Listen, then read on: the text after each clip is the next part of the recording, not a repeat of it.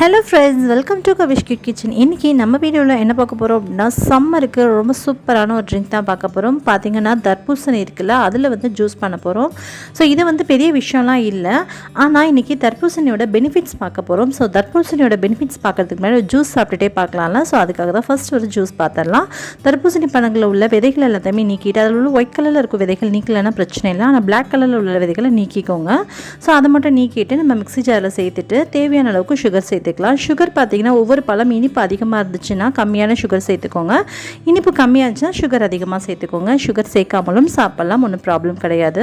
இதில் உள்ள black சீட்ஸை remove பண்ண சொன்னேன். ரிமூவ் பண்ணிவிட்டு தூக்கி போட வேணாம், அது வேஸ்ட் பண்ணாதீங்க. அதில் உள்ள பெனிஃபிட்ஸ் என்னன்றதை நான் பின்னாடி சொல்கிறேன். ஸோ அப்படியே எடுத்து வச்சுக்கோங்க. பின்னாடி நான் சொல்கிற பெனிஃபிட்ஸை நீங்கள் ஃபாலோ பண்ணிக்கலாம்.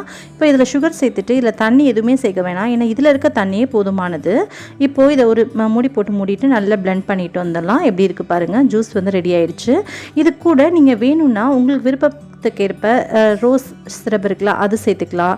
இல்லைனா வெனிலா எசன்ஸ் அந்த ஃப்ளேவர் பிடிக்கும் அப்படின்னா சேர்த்துக்கலாம். இல்லைனா லெமன் ஜூஸ் இருக்கலாம், லைட்டாக பிழிஞ்சு விட்டுக்கலாம். ஸோ இது மாதிரி நீங்கள் என்ன ஃப்ளேவர் வேணுமோ நீங்கள் இதில் ஆட் பண்ணிக்கலாம். ஜஸ்ட் பிளெயினாகவே நான் இன்றைக்கி செஞ்சுருக்கேன். இதுவே சூப்பராக இருக்கும். ஓகே, இப்போ இதோடைய பெனிஃபிட்ஸ் என்ன அப்படின்றத பார்த்துடலாம். இதோட பெனிஃபிட்ஸ் பார்த்தீங்கன்னா இந்த பழத்தை நீங்கள் விடவே மாட்டீங்க. ஓகே, வாங்க பெனிஃபிட்ஸ் என்னென்ன அப்படின்றத நம்ம பார்த்துடலாம். இந்த ஜூஸை அப்படியே ஒரு டம்ளரில் ஊற்றி வச்சு நீங்கள் அப்படியே பாப்சிகல்ஸ் மாதிரியும் நீங்கள் சாப்பிட்லாம், ஃப்ரீசரில் சேர்த்துட்டு. ஓகே, இப்போ பெனிஃபிட்ஸ் பார்த்துடலாம் வாங்க. கோடை காலத்தில் நம்ம உடலில் உள்ள எல்லா பிரச்சனையுமே தீர்க்கறதுக்கோ, நம்ம உடலில் உள்ள சூட்டை தணிக்கிறதுக்கோ கடவுள் கொடுத்த வரப்பிரசாதம் இந்த தர்பூசணி பழம் அப்படின்னு சொல்லலாம். இந்த கோடை காலத்தில் நமக்கு தெருக்கு தெரு அங்கங்கே நமக்கு தர்பூசணி பழம் கிடைக்குங்க. இப்படிப்பட்ட குறைவான விலையில் கிடைக்கிற தர்பூசணி பழம் நமக்கு நிறைவான பலன்களை தருதுங்க.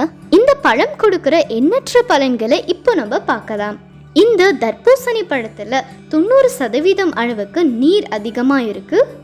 இந்த பழத்தை நம்ம கோடை காலத்தில் சாப்பிட்டோன்னு வைங்க, நமக்கு நீர் இழும்பு இருக்கு இல்லையா, அதாவது டீஹைட்ரேஷன் அப்படின்னு சொல்லக்கூடிய அது மாதிரி பிரச்சனைகள் எல்லாம் நமக்கு ஏற்படாதுங்க. இந்த பழத்தை நம்ம சாப்பிடும்போது நமக்கு மாரடைப்பு போன்ற பிரச்சனைகள் ஏற்படாதுங்க. மற்றும் நம்ம இதய துடிப்பை ரொம்பவே சீராக வச்சுக்கோங்க. நிறைய பேத்துக்கு மன அழுத்தம், மனசோர்வு போன்ற நிறைய பிரச்சனைகள் இருக்கும். ஸோ இந்த தர்பூசணி பழத்தை நம்ம தொடர்ந்து சாப்பிடும்போது நமக்கு இது மாதிரி பிரச்சனைகள் ஏற்படாது.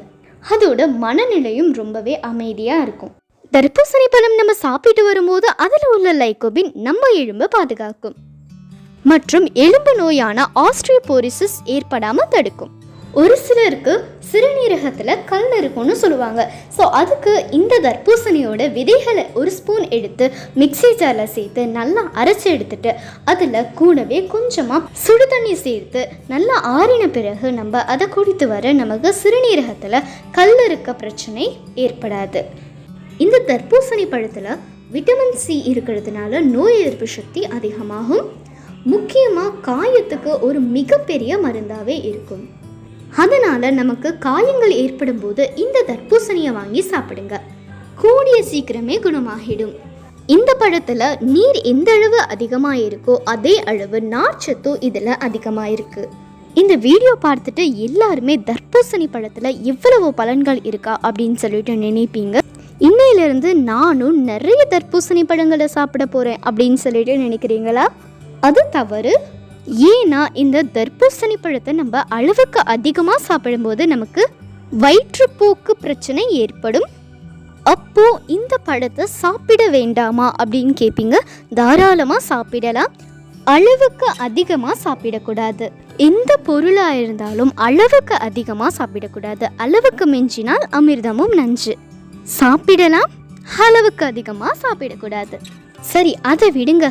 இவ்வளவு பயனுள்ள இந்த தர்பூசணி பழத்தை நம்ம ஜூஸாக போட்டு சாப்பிடும்போது குழந்தைங்க ரொம்ப விரும்பி சாப்பிடுவாங்க. தர்பூசணி பழத்தை அப்படியே சாப்பிட பிடிக்காதவங்களுக்கு இது மாதிரி நம்ம ஜூஸ் போட்டு கொடுக்கும்போது ரொம்பவே விரும்பி சாப்பிடுவாங்க. நம்ம உடம்புல விட்டமின் சி குறைவாக இருந்தால் மட்டுமே நமக்கு ஆஸ்துமா பிரச்சனை வரும். இந்த தர்பூசணி பழத்தில் விட்டமின் சி நிறைய இருக்கிறதுனால நம்ம இந்த தர்பூசணியை தொடர்ந்து சாப்பிட்டு வர நமக்கு ஆஸ்துமா நெருங்காதுங்க. நம்ம பொதுவாகவே தர்பூசணி பழத்தை சாப்பிட்டுட்டு அதனுடைய பட்டி நம்ம தூக்கி போட்டுருவோம். அதை நம்ம தூக்கி போடாமல் நம்மளுடைய சருமத்தில் நம்ம தேய்க்கும் போது சரும தொற்றுகள் வராமல் தடுக்கும், அதாவது பிம்பிள்ஸ் போன்ற சரும தொற்றுகள். நிறைய பேத்துக்கு என்னதான் பாடி எக்ஸசைஸ் பண்ணாலுமே வெயிட் லாஸ் ஆகவே ஆகாது. இந்த தர்பூசணி பழத்தை நம்ம தொடர்ந்து சாப்பிட்டு வரும்போது நமக்கு ஈஸியாக வெயிட் லாஸ் ஆகிடும். சில நேரத்தில் நமக்கு நெஞ்செரிச்சல் ஏற்படும். ஸோ அந்த நேரத்தில் வந்துட்டு தர்பூசணியை 4-5 பீஸ் நம்ம வந்துட்டு சாப்பிட்டு வரும்போது நமக்கு நெஞ்செரிச்சலும் ஏற்படாமல் தடுக்கும். உங்களுக்கு இந்த வீடியோ பிடிச்சிருக்கா லைக் பண்ணுங்கள், மற்றவங்களுக்கு பகிரணும்னு நினச்சிங்கன்னா ஷேர் பண்ணுங்கள். இந்த வீடியோ உங்களுக்கு ரொம்ப பிடிச்சிருந்துச்சுன்னா சப்ஸ்கிரைப் பண்ணுங்கள். இது மாதிரி நிறைய தகவல்கள் உங்களுக்கு வேணும் அப்படின்னா பெல் பட்டனை கிளிக் பண்ணுங்கள். இன்னும் ஒரு சுவாரஸ்யமான வீடியோவில் சந்திக்கிறேன். அதுவரை பாய் பாய்.